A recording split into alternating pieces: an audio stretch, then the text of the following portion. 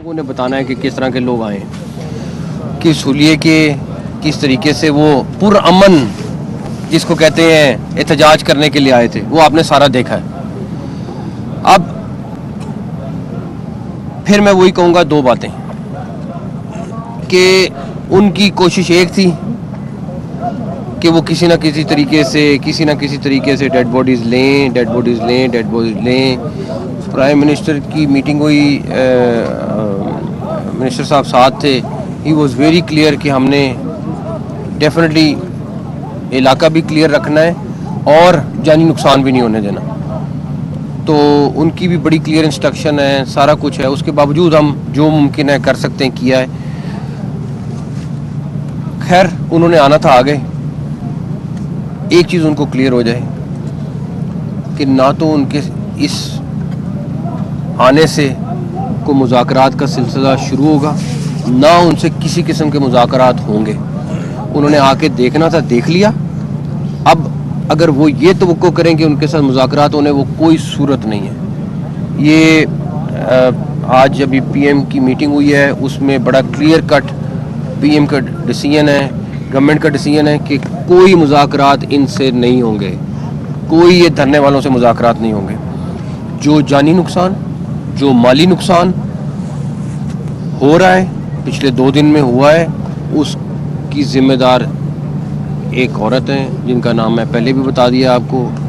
वो होली सोली ज़िम्मेदार है, ठीक है। इस सारी की सारी फसाद के पीछे वो औरत है, और जो मुमकिन हुआ हम उसके ऊपर भी काम करेंगे। वो मिनिस्टर साहब आपको बाकी डिटेल बताएंगे कि उन्होंने क्या क्या किया, क्या सारा कुछ किया। मिनिस्टर साहब आपको बहुत शुक्रिया जी। मैं सबसे पहले तो आपको बताता चलूं कि वज़ीर दाखिला पिछले 2 दिनों से फायरिंग के दरमियान, शेलिंग के दरमियान फ्रंट से लीड करते रहे, मौके पे मौजूद रहे हैं। तो ये बड़ी बहादुरी की बात होती है कि आप मौके पे खड़े रहें, अपनी फोर्स का मोराल भी बढ़ाते रहें, जवानों को जो है वो मोटिवेट भी करते रहें कि यहाँ पे एक हमारे दोस्त मुल्क के सरबराह आए हुए हैं, यहाँ से चंद 100 मीटर की दूरी के ऊपर।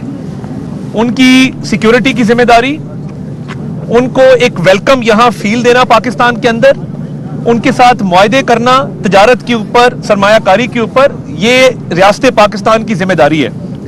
अब एक कोशिश की गई, अब मसला क्या है कि आगे करते हैं ढाल बना के गरीब के बच्चे को। अब ये देखें, ये शेल हम मौके से हमने खुद उठाए हैं। ये शेल उस तरफ से फायर किए जा रहे थे, ये बंटे हैं जो वहां से गुलेलों के साथ जो है वो चलाए जा रहे थे।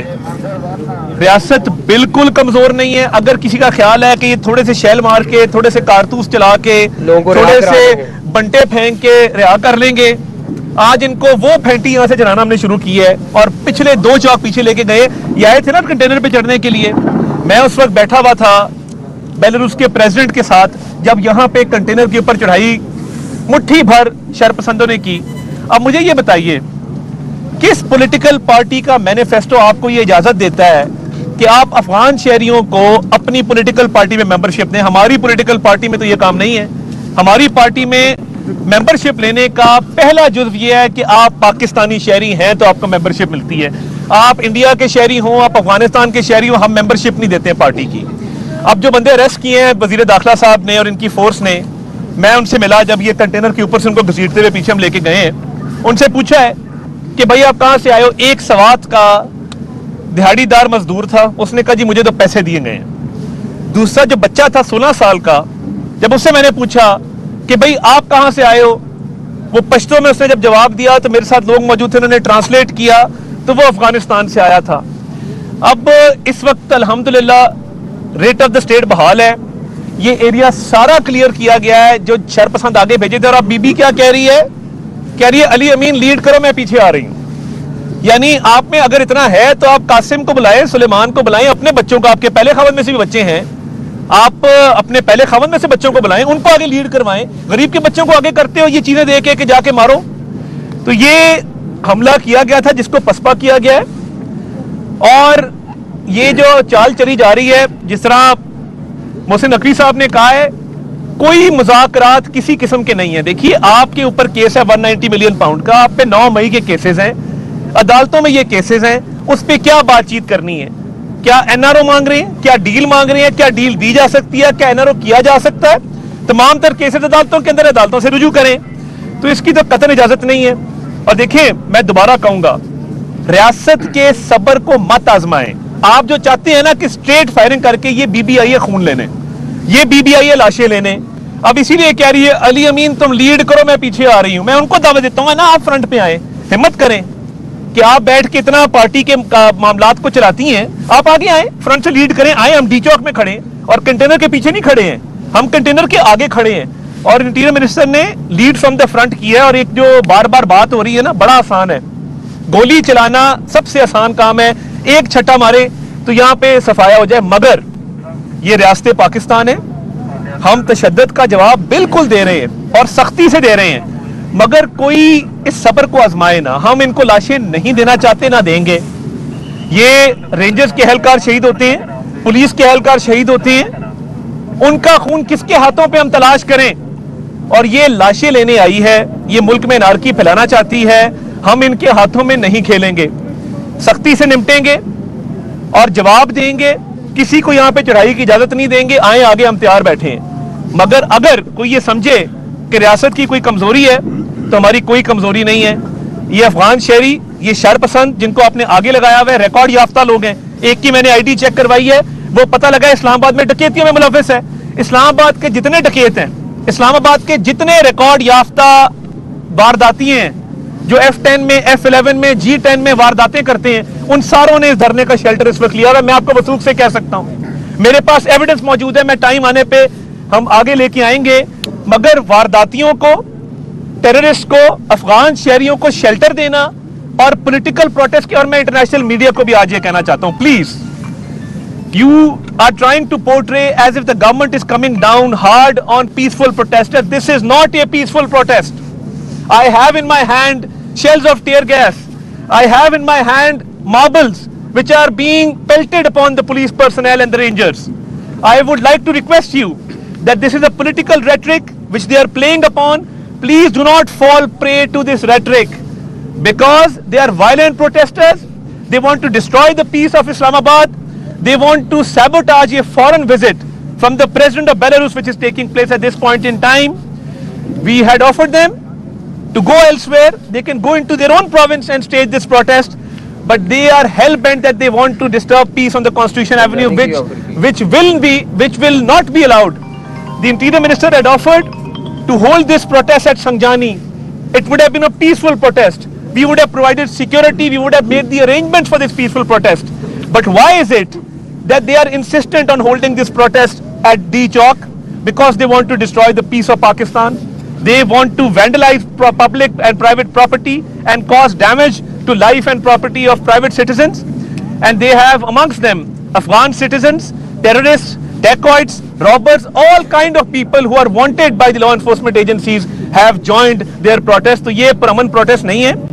और जो लोग समझते हैं कि इतना आसान है कि यहाँ पे लाशें गिरा दें, लाशें नहीं गिराई जाएंगी, मगर सख्ती से निपट रहे हैं। दोबारा आके दिखाएं, हम खड़े हैं, भरपूर जवाब देंगे और किसी को कॉन्स्टिट्यूशन एवेन्यू का रुख नहीं करने देंगे। सर ये बताइएगा कि पाकिस्तान तहरीके इंसाफ जो है वो चिड़िया पर भी नहीं मार सकेगी। इस्लामाबाद में बड़े बड़े कंटेनर, बड़े बड़े खड्डे खोद कर मट्टी फैलाएगी, उसके बावजूद पहुंच के पहली बात सफर सर सुन नहीं, पहले आपको मैं ब्रेक कर दूं। हमने कोई खुदाई नहीं की इस दफा। कोई एक खड्डा दिखा दें जहाँ पे इस्लामाबाद में हुआ होकर रोकने के लिए खड्डा, तो पहली बात तो ये ठीक है सर। जो मट्टी पड़ी हुई है सर ब्लू एरिया के पास, सारी मट्टी की बात है। दूसरा सर, ये सफर कर रहे हैं इस्लामाबाद के सेक्टर G6 के लोग, पोली क्लिनिक में जो लोग एडमिट हैं वो सफर कर रहे हैं, F6 के लोग सफर कर रहे हैं। कब तक ये मेला लगा रहेगा, इस हवाले से बता दें, शहरी ये जानना चाहते हैं।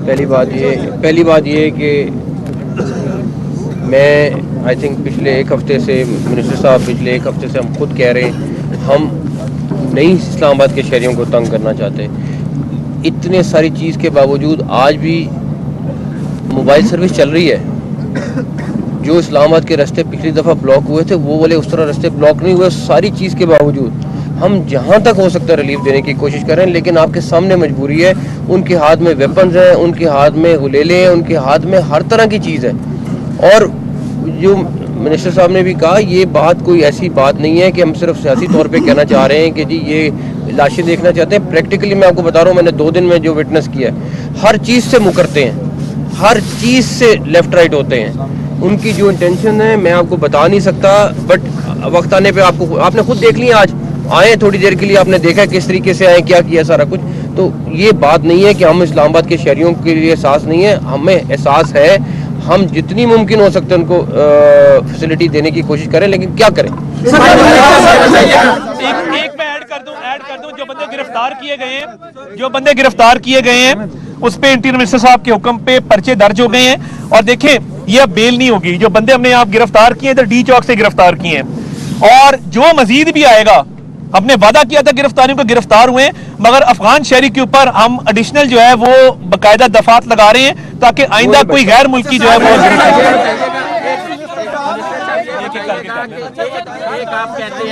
आप कहते हैं कि पैलेट गन्स यूज हुई या तशद्दुद होता है, एक मामूल बन चुका है। आए रोज यहाँ पे मुजाहरे होते हैं, आए रोज शहरी परेशान होते हैं, दहशतगर्दी के सबूत हैं, अफगान बाशिंदों के सबूत हैं, उनको दी गई। तो पीटीआई को बैन क्यों नहीं करते? देखिए, बात यह है, उसका एक प्रोसीजर है, उसका एक रेफरेंस जाता है सुप्रीम कोर्ट के अंदर आर्टिकल 6 के तहत, बाकी आर्टिकल्स के तहत।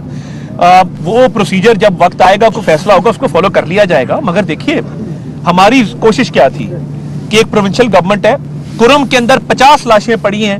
तेहरान टाइम्स ने फ्रंट पेज की खबर लगाई है, इनके कान पे जूं नहीं रेंगती है।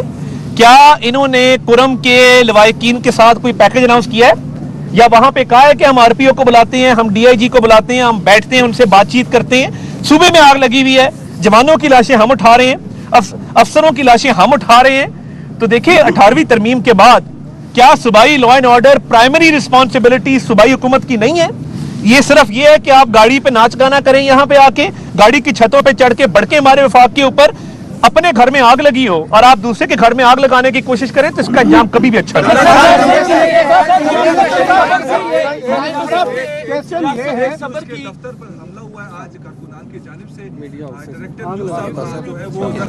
एक न्यूज पे हुआ है, समा पे हुआ है, और एक और मीडिया ये दोनों वहाँ मौजूद थे। रियासत पर आप हमले की बात कर रहे हैं, सबर की बात कर रहे हैं। सर, सबर कब पैमाना लबरेज होगा? जब पार्लियामेंट में घुस जाएंगे, डी चौक तक आ चुके।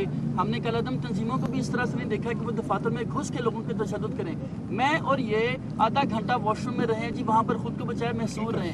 एक न्यूज़ पर हमला हुआ, समा न्यूज़ पर हमला हुआ, 365 पे हुआ, जियो पे हुआ। सर, जो मामला है वो सबर कब आपका लबरेज होगा? देखिए, ये जो लोग इसमें मुलव्विस हैं उनकी सीसीटीवी फुटेज ऑब्टेन की जाएगी, आप भी हमारी इसमें मदद करेंगे, उनको कैफरे किरदार तक पहुंचाया जाएगा, बचेगा कोई नहीं। आज मैंने देखा ना, रो रहे थे इधर जो बंदे गिरफ्तार हुए, रो रहे थे। अब रोने का क्या फायदा कि जब आपने तमाम हदें पार की, उसके बाद आपकी गिरफ्तारी अमल में आई, अब आप रो रहे हैं। तो ये मैं इस पे इनकी खबासत की इंतहा ये है कि वो रेंजर्स के जवान शहीद हुए और इन्होंने सोशल मीडिया पे चलाया कि वो रेंजर्स के जवान तो अपनी गाड़ी में खुद कुचले गए। उसके बाद सारे चैनल्स ने, मिनिस्टर साहब ने सारा को ब्रीफ किया, वो सीसीटीवी दिखाई। आप इनकी खबासत की इंतहा देख सकते हैं कि ये किधर जा सकते हैं, और वो कुछ भी कर सकते हैं। पहुंच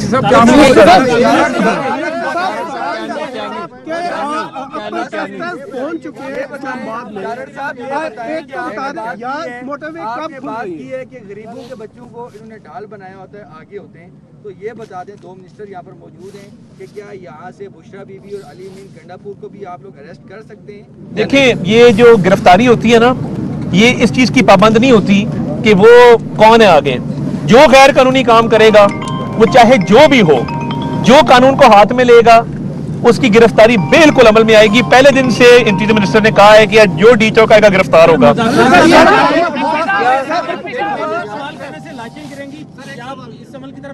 बिल्कुल भी नहीं, बिल्कुल नहीं जाएगा। कोई मुज़ाकरात नहीं, कोई मुज़ाकरात पुरअमन लोगों के साथ होते हैं, पाकिस्तानी शहरियों के साथ होते हैं, इन अगवानों के साथ और इन इंतहा पसंदों के साथ नहीं होंगे। अयाज साहब, अयाज अकबर।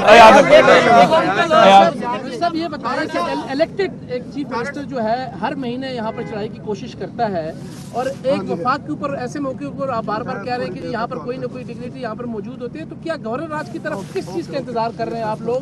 कोई ऑप्शन नहीं यूज कर रहे हैं या फिर आपने ये कहना है कि जो चीफ एग्जीक्यूटिव है उसको आपने अरेस्ट, पिछली दफा भी अगर आपने अरेस्ट किया है तब भी बता दें, अगर वो देखिए होता पता क्या है, अगर ऐसी लास्ट रिजॉर्ट में ऑप्शन एक्सरसाइज की जाए, जेब से पख्तून कार्ड निकल आता है और उस पर कहा जाता है कि जी देखें पख्तूनों के साथ ज्यादती हो रही है, हम पख्तून अवाम हमारे भाई हैं, उनके मैंडेट का एहतराम करते हैं, मगर हमें इस तरफ ना धकेला जाए कि कुछ सख्त से सख्त एक्शन करें। तो मैं समझता हूं कि ये होश के नाखून लेने चाहिए। अली अमीन अभी भी मुझे लगता है कि वो बुशरा बीबी के झांसे में नहीं आ रहा, वो कह रही है आगे लगो, मैं पीछे से आती हूँ तुम आगे लगो, तो उसको भी पता है आगे लगने का क्या मतलब होता है। अब आपस में आग में ये बताएं कि प्रोटेस्टर्स यहाँ पे आ चुके हैं, मोटरवे कब खुल रही है? लेने में तो वो कामयाब हो गए हैं, अपनी पॉलिसी में तो कामयाब हो गए हैं, जो पॉलिसी आपने सेट की थी उसमें तो आप नाकाम नजर आ रहे हैं। अब वो लाशें उन्होंने हमारी ली हैं, उन्होंने हमारे लोगों को शहीद किया है।